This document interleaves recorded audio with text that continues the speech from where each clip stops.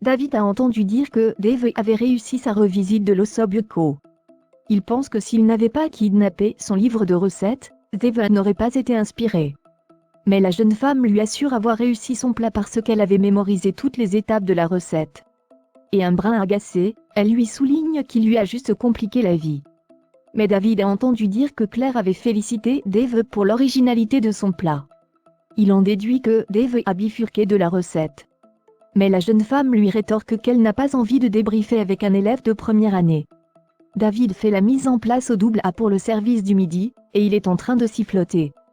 Dave confie à Jasmine à quel point elle le trouve insupportable. D'ailleurs, sa nonchalance l'agace. La jeune femme remarque ensuite qu'il est sur son téléphone.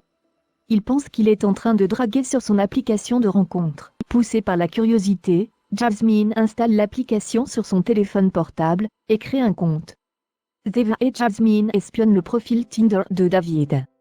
Sur une de ses photos, David pose en train de lire Les Chants de Maldoror, un ouvrage poétique en prose. Mais, le doigt de Dave dérape et elle lâche un like. Avec leur pseudo de Vasmine. David fait immédiatement le rapprochement et taquine Jasmine et Dave. David prétend ensuite qu'il est plutôt du style à lire des bandes dessinées et fait croire à Jasmine et Dave que le livre de l'autre Éamon sur sa photo sert uniquement à séduire des intellectuels. Dave et Suleiman sont dans la serre quand elle aperçoit David près du potager. La jeune femme semble agacée de le voir. Avant de partir, Suleiman conseille à Dave de l'ignorer, mais la jeune femme va à la rencontre de David. Il est en train de lire un livre du poète Stéphane Mallarmé. Elle lui prend son livre des mains, histoire de lui rendre l'appareil. David la taquine et lui dit que si elle ne lui rend pas son livre, il va devoir utiliser la force. Dave rétorque qu'il n'a pas de force. Un jeu s'installe entre eux. David porte Dave pour lui montrer qu'il a de la force. Mais elle le somme de la lâcher, ce qu'il fait.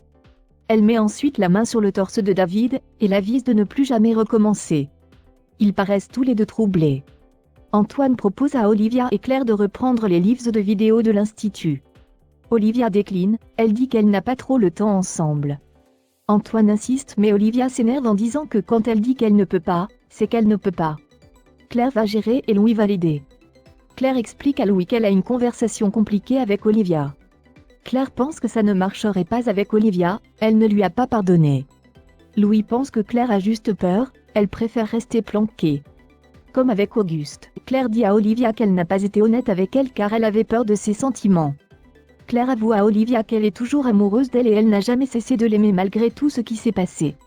Olivia lui dit qu'elle l'aime, les deux se serrent dans les bras. Louis assiste à la scène à distance. La veille, Vic et Théo ont partagé un moment intime. Vic repense à ce moment agréable et aimerait recommencer.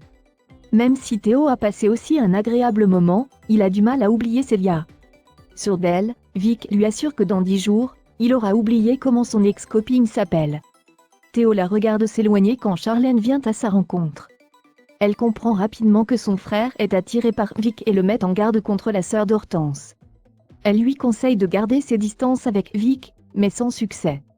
Vic, de son côté, rejoint Billy et Samia. Billy comprend tout de suite que Vic a franchi un cap avec Théo. Vic le lui confirme, et avoue à ses amis être amoureuse. Elle insiste ensuite sur le fait que Théo doit récupérer son poste de chef au double A. Mais ses amis lui font remarquer qu'à leur niveau, elles ne peuvent rien faire et qu'une telle décision est prise par la direction. Billy conseille ensuite à Vic de rester loin de la famille Tessier, et lui souligne qu'ils sont toxiques. Alors que le service bat son plein, Greg a mal à l'épaule, ce qui n'échappe pas à Vic.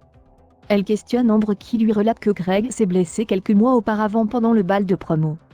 Greg leur demande si ça ne les dérange pas de parler pendant que les autres travaillent. Vic lui demande en retour si ça ne le dérange pas de jouer au mâle alpha qui donne des ordres aux filles. D'ailleurs, la jeune femme trouve que ça fait un peu cliché, le chef de cuisine qui donne des ordres aux filles.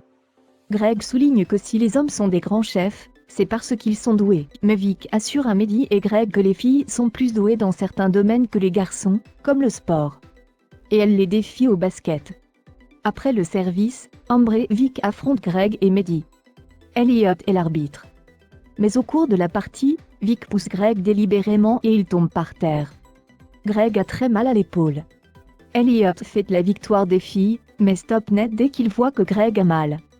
Il jette ensuite un regard vers Vic. Celle-ci fait mine de culpabiliser, mais une fois seule, elle arbore un large sourire. Greg a été pris en charge aux urgences, il a une luxation. Il est sous-antalgique et doit se reposer un peu. Le hic, c'est qu'il ne va pas pouvoir cuisiner pendant quelque temps. Antoine demande à Mehdi s'il se sent capable de diriger la brigade seul.